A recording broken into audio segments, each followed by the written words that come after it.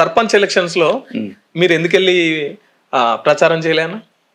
మీ వర్గాన్ని ఎందుకు కాపాడుకునే ప్రయత్నం చేయాలి? మీరు హిందువులను చైతన్యవంతం చేయాలని చెప్పేసి ఏంటంటే గ్రామీణ ప్రాంతాలల్లో అంత రాజకీయ కక్షలు అవసరం లేదు, పార్టీ సింబల్ లేదు.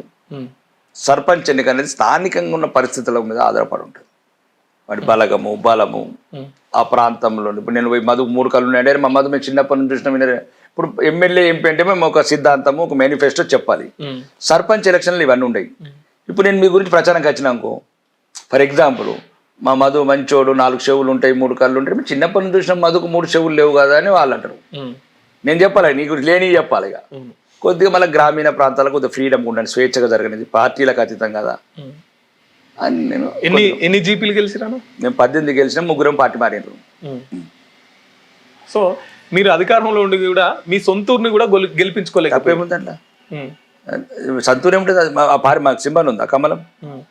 అంటే మీ మీద వ్యతిరేకత ఎంత ఉన్నది దీన్ని బట్టి అర్థం చేసుకోవచ్చు. ఆ మీద వ్యతిరేకత నా ఎలక్షన్ ఓడగొడతారు, ఏమి తప్పేమున్నది? ప్రజాస్వామ్యం కొనుక్కున్నామా ప్రజల్ని? ఎట్లా ఓడగొట్టండి, కొడంగలే అంటే ఓడగొడితే నేను కూడా ముఖ్యమంత్రి అవుతా.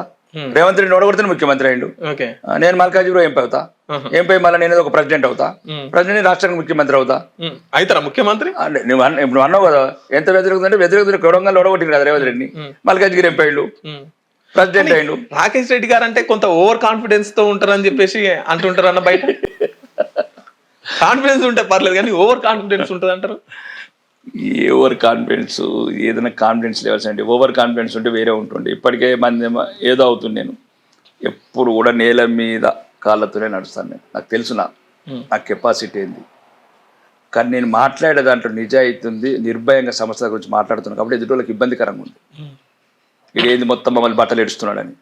నేను ఏమంటున్నాను, లక్షల కోట్లు ఎటుపోతున్నాయని చెప్పు. ఇప్పుడు ఒక ఉదాహరణ చెప్తున్నాం మధు, దీనివల్ల మీరు మేధావులంతా తినండి. తెలంగాణ అసెంబ్లీలో ఒక ప్రశ్న ఒకరోజు డిస్కషన్ వచ్చింది. యాదాద్రి థర్మల్ పవర్ ప్రాజెక్టు, ఆ టెక్నాలజీని కరప్షన్ గురించి అంటే ఏమంటారు, ప్రపంచము అంటే వదిలేసిన టెక్నాలజీని తీసుకొచ్చి పెట్టినరు. దాంట్లో క్లియర్గా ఎవిడెన్స్గా 8,400 కోట్లు అవినీతి జరిగిందని. మరి ఎందుకు అరెస్ట్ చేయారండి? అట్లా చాలా పెండింగ్ చెప్తున్నా మళ్ళీ అదే. ఇప్పుడు నేను జీవో నెంబర్ 239 ప్రకారం రైతు బంధు స్కీమ్, నేను స్కీములతో గురించి తప్ప మాట్లాడుతున్నాను, అది నాకు సంబంధం లేదు. దాంట్లో స్కీమ్లు ఏమున్నదంటే పెట్టుబడి సాయం అని ఉంది. పెట్టుబడి సాయం అంటే వ్యవసాయం చేసిన వాడికి, అంటే పంట వేసిన వాడికే పెట్టుబడి అవసరం కదా.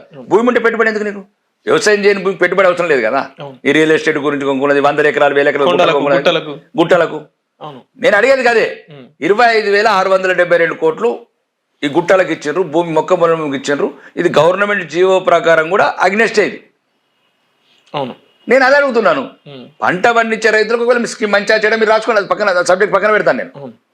కానీ భూములకు ఎందుకని 25,672 కోట్లు అండి. 10 జిల్లాలలో 2,500 కోట్లు వస్తాయండి జిల్లాకు. మా కాన్స్టిట్యూన్సీకి 500 కోట్లు వస్తాయండి. చాలా పెద్ద అమౌంట్. మరి మొత్తం దరిద్రం పోతుందంటే, అవును, స్కూళ్ళు రిపేర్ అయిపోతాయి, hospital repair, sub health centre repair అయిపోతాయి, పశువుల దాఖలు రిపేర్ అయిపోతాయి, ఇంత గుంతలు పడ్డ రోడ్లు అవుతాయి, చెరువుల పూడికలు పోతాయి. ఇవి అడుగుతున్నాం. అది అందులో అందరికీ ఓవర్ కాన్ఫిడెన్స్ ఏందండి? ఓవర్ కాన్ఫిడెన్స్ ఎన్ని వద్దులు బతామండి? అదే చెప్తున్నా ఈ రాజకీయ నాయకులు కూడా, ఎన్ని వద్దులు బతారా?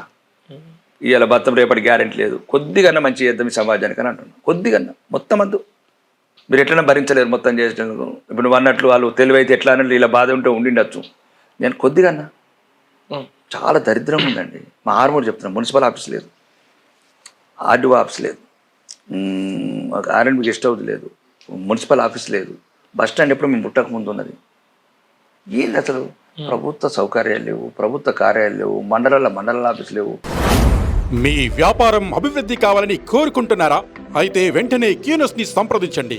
Schools, colleges, banks, shops, office promotions, land promotions, political promotions, restaurant promotions, hospital promotions, పుట్టినరోజు వేడుకలు, శుభకార్యాలు, వ్యాపారాలు ఏవైనా, సందర్భం ఏదైనా ఇప్పుడే క్యూనస్ ద్వారా తెలియజేయండి. మీ వ్యాపారాన్ని అభివృద్ధి చేసుకోండి.